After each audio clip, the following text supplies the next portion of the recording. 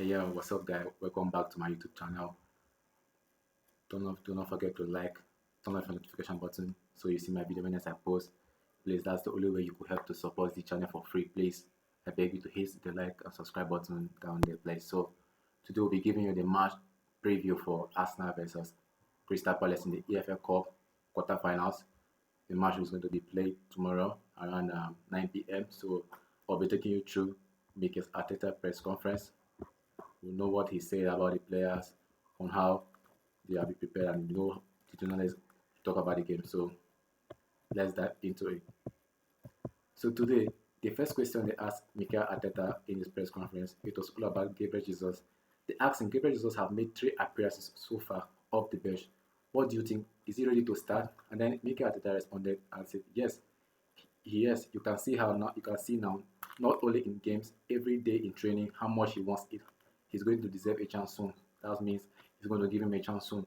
The way he's playing, the way he's coming off the bench, the performance he's putting after that long distance injury. ACL is a very disadvantage to a player when he's trying to pick up. Of course, he picked up a form last season during the December period before he got that injury against Manchester United in the FA Cup. That Arsenal lost to Manchester United last season. So when they asked him how if he's surprised on how Gabriel Jesus has looked since he's coming back from injury, he said no, because he has been seeing the player for the past 7 months already on the pitch, and the way he was moving and how much he wanted it. I think he wrote a beautiful letter there explaining what football means to him and how it affects his life. I think it was something beautiful. That's what was the response Mikel said when the journalist asked him how he felt seeing Gabriel Jesus looking that sharp. So when they asked him how could Gabriel Jesus fit into the team dynamic, and he was like, yeah, Gabriel Jesus is a different player to Victor Gyökeres, Kai Havertz, Mikel Merino, of course, the makeshift striker. He said in the game of play, um, Gabriel Jesus is a kind of player who bring in other players into the play, linking up play, distributing the ball fullly, and then the next question they asked it was, it's a quick turnaround for what is a really important game against Crystal Palace on Tuesday. They have played a lot of games, so that means they are asking him how is the quick turnaround because of the amount of games, thick and fast the games are coming for club. And then he told them, look, we are already used to this. We have been playing week in, week out, but it's just this last week that we have a full week to prepare for Crystal Palace, so we have to do so. Then I asked, sorry for one on Gabriel Jesus really quickly. But if he does play against Crystal Palace, it will be his 100 Arsenal appearances. So I was just wondering if you could talk about the Gabi that came to Arsenal back in 2022, the one that you see now. That is the Gabriel Jesus we got from Manchester City. Of course, you know him back then, how he was. He was the part of a set of players that will elevate Arsenal back to the Arsenal now we know now. So he said, well, it's been a really intense journey, I would say. I think when he joined us, I think he lifted the belief, the spirit, the energy of the club and the team. I think he gave something very different to what we already have, and it was a really impressive. It was a really impressive, and then he had some very bad injuries that has not allowed him to have the consistency that we need from a very important player. But he is back. I think his fighting spirit, he's decided to always prepare the best way. He's unbelievable, and the team has got it now, and we need to use it. So, with so many, and then this is the next question: with so many fixtures you have this season, how important is the Carabao Cup competition to you? And then look at Mikatita looks. Look, now the most important one is the Carabao Cup against Crystal Palace because it is the next game that we have. Take it game by game, winning and performing every game helps you for the next one. So now focus. So now full focus on that. So let us now dive into to the match preview on the thought I have, and also we talk about the Crystal Palace head-to-head start that they'll be having. So for the past like 5 games now, Arsenal have the upper hand in the future. The last time Gabriel Jesus, he scored a hat trick against them in the same EFL Cup. Was it the EFL Cup? Okay, it was the FA Cup. Yeah, it was the FA Cup when Gabriel Jesus scored the hat trick, the comeback stuff last season. So in the last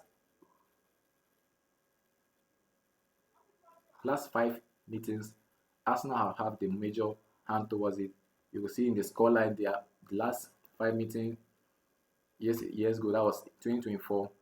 Arsenal trashed them 5-0 at the Emirates Stadium, And then the EFL Cup, when Arsenal won them again, okay, it was the EFL Cup, we won them 3-2, where Gabriel Jesus scored.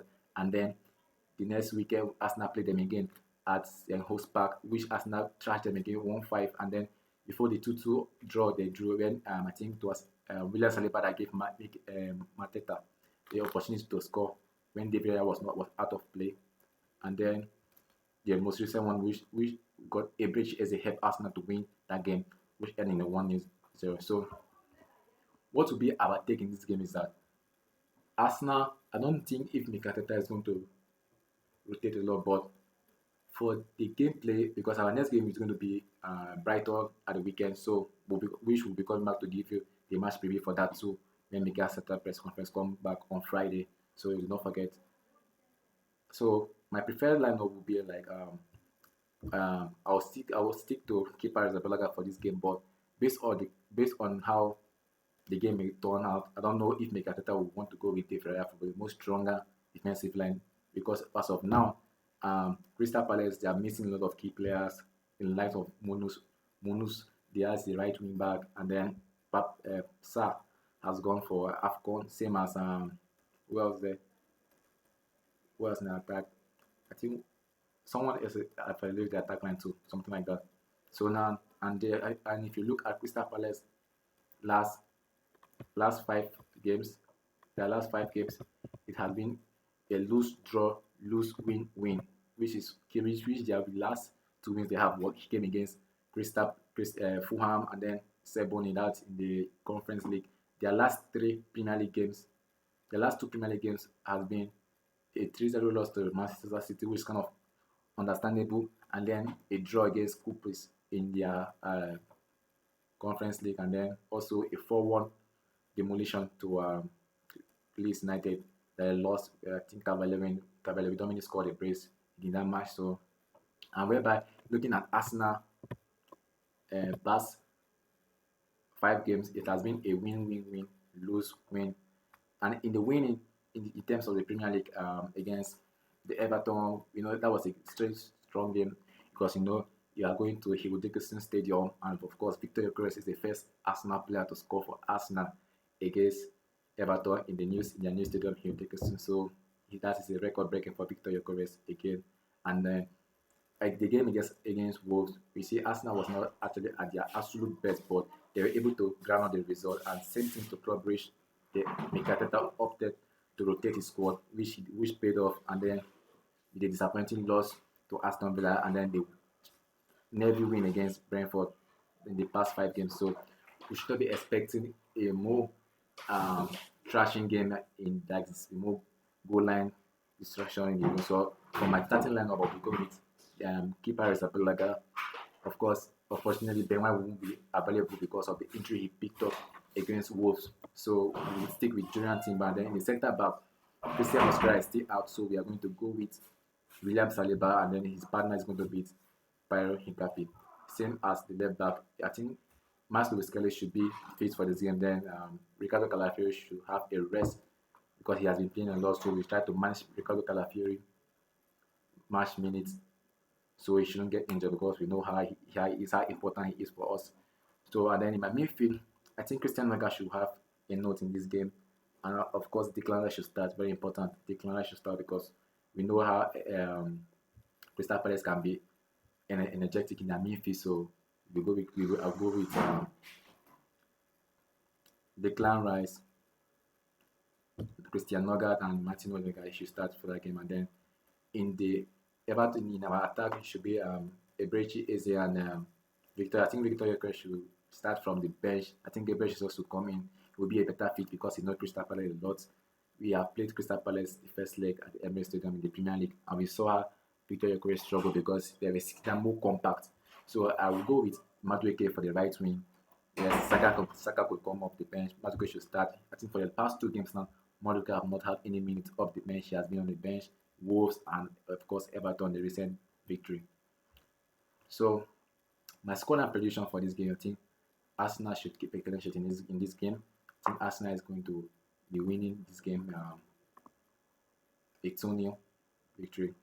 And I think Gabriel Jesus and of course I think a break shares, he may be on the score sheet or enter one.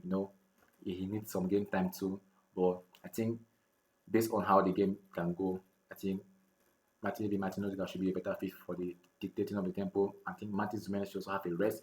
That's why I was opting to use Christian Norgard to start that game. So you can give me your scoreline prediction in the comment section. Do not forget to like, subscribe to this channel, and turn on the notification button so you see my video when I post. Please do not forget to like, subscribe. That's the only way you could support the channel for free. Thank you, and I'll see you in the next video. I'm out. Catch you.